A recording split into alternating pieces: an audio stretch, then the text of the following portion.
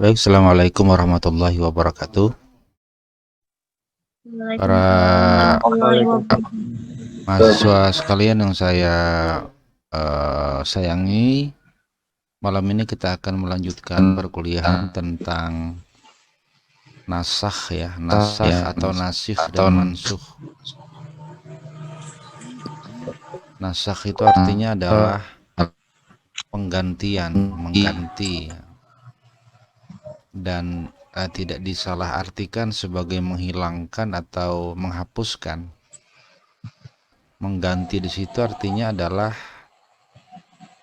memposisikan status hukum suatu ayat itu terhadap status hukum yang lain.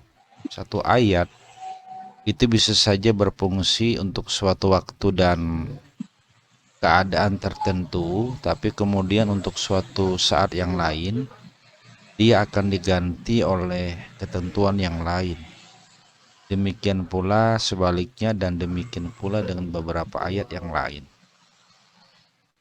Jadi yang dimaksud dengan nasakh itu artinya adalah penggantian, mengganti status hukum dan kedudukan suatu ayat itu dengan status hukum yang lain sesuai dengan qarinah atau indikator yang memungkinkan untuk suatu perubahan. Sebagai contoh bahwa persoalan nasakh itu ada yang mengganti dan ada yang diganti. Nasakh berarti nasikh dan mansukh ya. Quran itu ibarat obat yang diberikan kepada pasien sesuai dengan jenis dan penyakit yang diderita. Jadi kalau suatu obat itu diberikan oleh dokter spesialis, obat itu akan diberikan kepada orang sesuai dengan jenis penyakitnya.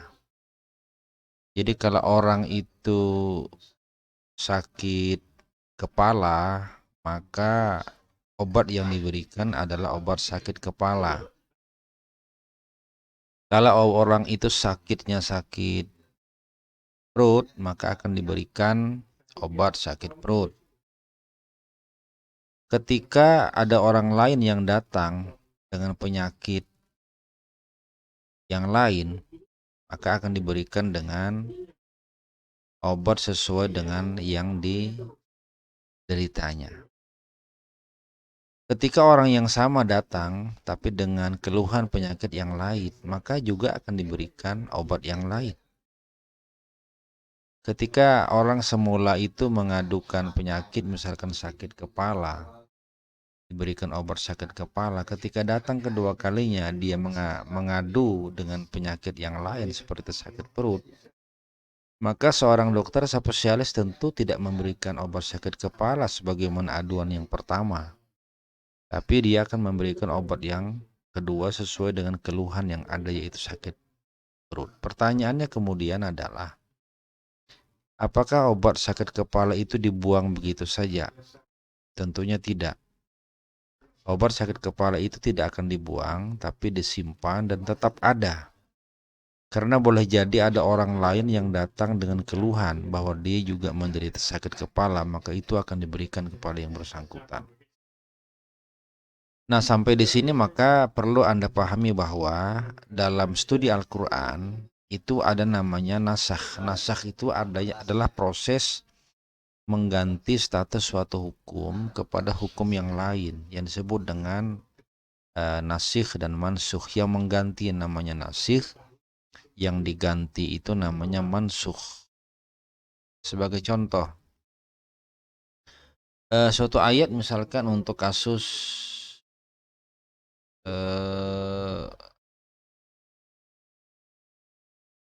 minum-minuman khamar. Ayat yang paling awal turun itu menyatakan bahwa minum-minuman khamar itu ada manfaatnya. Tetapi mudarat daripada minum-minuman khamar itu jauh lebih besar ketimbang manfaat. Kemudian ada ayat berikutnya yang datang bahwa kalau Anda ingin atau ingin melakukan sholat, maka setidaknya Anda jangan minum, karena minum minuman yang memabukkan itu menyebabkan Anda sholat menjadi salah. Sebagaimana kasus yang dialami oleh Sayyidina Umar bin Khattab ketika awal-awal masuk Islam. Turun ayat tentang wala taqrabus sholata wa antum sukara, jangan kau dekati atau jangan kau kerjakan sholat kalau kamu sedang dalam keadaan mabuk karena minum minuman khamar. Setelah ini kemudian turun ayat yang lain bahwa minum minuman khamar itu sebagaimana judi, itu merupakan perbuatan dosa, perbuatan setan, dan secara tegas dan telak kemudian dinyatakan harus ditinggalkan dan jangan dikerjakan. 3 ayat ini sebetulnya bisa menjadi posisi saling menggantikan sesuai dengan keadaan. Jadi kalau misalkan ada pertanyaan apakah khamar itu haram atau tidak, maka tergantung kepada keadaan. Sebagaimana ayat yang pertama bahwa khamar itu ada gunanya tapi mudar lebih besar. Itu akan berlaku ketika orang dalam situasi sedang belajar. Orang yang pertama kali masuk Islam itu perlu pembelajaran dan tidak serta-merta kemudian segala bentuk larangan itu diharamkan secara mutlak keseluruhan. Tapi ada upaya untuk secara perlahan-lahan. Maka ayat ini berlaku bagi mereka yang sedang belajar Islam untuk pertama kali. Ketika dia sudah terbiasa untuk mencoba belajar bagaimana memahami dan meninggalkan minum-minuman khamar, maka setidaknya dia meninggalkan minum-minuman khamar itu pada saat mengerjakan ibadah sholat. Jadi kalau orang sholat 5 kali sehari semalam, kemudian ayat mengatakan jangan kau minum pada saat kau ingin mengerjakan sholat, maka paling tidak 1 hari itu 5 kali itu tidak minum dia. Dan kalau sudah sehari itu ada 5 waktu dia tidak minum, itu akan memperkecil peluang untuk dia minum minuman lagi gitu kan. Nah setelah kemudian terbiasa dengan 5 kali sehari semalam tidak minum, maka kemudian Allah mempertegas dengan mengatakan sudahlah kalau begitu tinggalkan saja minum minuman khamar karena itu perbuatan setan ya, dan itu diharamkan secara mutlak. Nah maka ayat yang pertama tadi itu tidak dibuang serta-merta. Meskipun ada ayat yang mengatakan bahwasanya khamar dan judi itu perbuatan syaitan dan haram untuk diminum. Tetapi ayat ini tidak menafikan ya, tidak menghapus sama sekali ayat yang pertama yang mengatakan bahwa minum-minuman khamar itu ada gunanya meskipun mudarat jauh lebih besar. Karena ayat itu sesuai dengan keadaan dan kondisi. Jadi sebagaimana obat itu akan diberikan kepada pasien sesuai dengan penyakit yang dia derita. Nah, maka dalam pengertian ini yang namanya nasikh mansuh, proses pergantian. Pergantian itu maksudnya adalah melihat penggunaan dan pemberlakuan status suatu hukum ayat sesuai dengan keadaan tertentu. Jadi tidak secara mutlak kemudian menjadi haram dan tidak secara mutlak juga kemudian menjadi boleh. Jadi ayat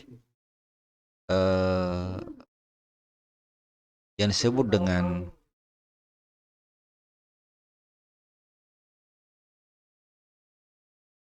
nasikh ya, nasikh mansuh, itu kalau menurut pendapat dari Al-Asfahani, Imam Ar-Raghib Al-Asfahani, pemahaman kepada nasikh itu kurang lebih sama dengan pemahaman kepada am dan khas. Ada ayat yang bersifat umum, kemudian ada ayat yang bersifat khusus. Suatu ayat itu kadang-kadang hukumnya bersifat umum saja dan kemudian dikhususkan oleh ayat yang lain. Tapi kadang-kadang ayat yang tadi bersifat khusus itu boleh jadi menjadi umum bagi ayat yang lain. Jadi saling terkait dan sesuai dengan keadaan masing-masing. Nah, oleh karena itu saya ingin meluruskan saja pendapat yang mengatakan atau selama ini yang pernah Anda baca yang namanya nasikh mansuh itu jangan dipahami ada ayat yang dihapus, ada ayat yang dihilangkan, atau ada ayat yang bahkan ditinggalkan. Quran itu sempurna, Quran itu tidak ada yang tertinggal, yang tercecer, baik secara tertulis maupun hukum yang dikandungnya. Yang ada hanyalah proses penempatan penggantian suatu ayat, hukum suatu ayat kepada kedudukan hukum yang lain sesuai dengan keadaan. Ini saya kira yang penting Anda pahami ya tentang apa yang disebut dengan nasakh, penggantian status hukum ayat dengan hukum yang lain. Yang mengganti disebut dengan nasikh, yang diganti disebut dengan nasakh. Nah, sampai di sini apakah kemudian ada pertanyaan? Saya persilakan kepada Anda untuk bertanya.